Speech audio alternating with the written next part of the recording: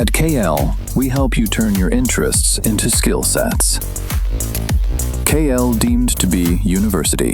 దేశ రాజధాని ఢిల్లీలోని లోక్ కళ్యాణ్ మార్గులో ఉన్న ప్రధానమంత్రి నివాసం వద్ద కాంగ్రెస్ పార్టీ నేతలు చేపట్టిన ఆకస్మిక ధర్నా తీవ్ర ఉద్రిక్తతకు దారితీసింది. కాంగ్రెస్ అగ్రనేత, లోక్సభ ప్రతిపక్ష నేత రాహుల్ గాంధీ నాయకత్వంలో ఆ పార్టీకి చెందిన పలువురు ఎంపీలు, సీనియర్ నేతలు ప్రధాని నివాసం దగ్గర దిగ్బంధనానికి యత్నించారు.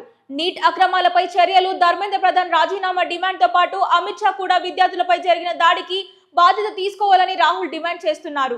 ప్రధాని నివాసానికి చేరుకునే ప్రధాన రహదారులపై కాంగ్రెస్ శ్రేణులు బైఠాయించి కేంద్ర ప్రభుత్వానికి వ్యతిరేకంగా పెద్ద ఎత్తున నినాదాలు చేశారు. పరిస్థితి చేయి దాటి పోతుండటంతో కేంద్ర సమాచార ప్రసారాల శాఖ మంత్రి జితేంద్ర సింగ్ ప్రధాని కార్యాలయం తరపున నిరసన స్థలానికి చేరుకున్నారు. స్వయంగా రాహుల్ గాంధీ వద్దకు వెళ్లిన మంత్రి జితేంద్ర సింగ్ ఆయనతో సుదీర్ఘంగా చర్చించారు. హై సెక్యూరిటీ జోన్ అయిన ప్రధాని నివాస ప్రాంతం వద్ద నిరసనలు తెలపడం భద్రతా నిబంధనలకు విరుద్ధమని, వెంటనే ఆ ప్రాంతాన్ని ఖాళీ చేసి చర్చలకు రావాలని రాహుల్ గాంధీకి సూచించారు. ప్రతిపక్షం లేవనెత్తుతున్న అంశాలపై ప్రభుత్వం పార్లమెంట్ పరిధిలో మాట్లాడడానికి సిద్ధంగా ఉందని మంత్రి వారికి స్పష్టం చేశారు. అయితే కేంద్ర మంత్రి రాకతో అక్కడ వాతావరణం మరింత వేడెక్కింది. మంత్రి జితేంద్ర సింగ్ అక్కడికి చేరుకోగానే కాంగ్రెస్ కార్యకర్తలు, నేతలు కేంద్రానికి వ్యతిరేకంగా నినాదాలు తీవ్రం చేశారు. విపక్ష నేతల గొంతు నొక్కేందుకు ప్రభుత్వం పోలీస్ బలగాలను వాడుతోందని, ప్రజా సమస్యలపై ప్రధాని నేరుగా సమాధానం చెప్పే వరకు తమ పోరాటం ఆగదని కాంగ్రెస్ స్పష్టం చేసింది.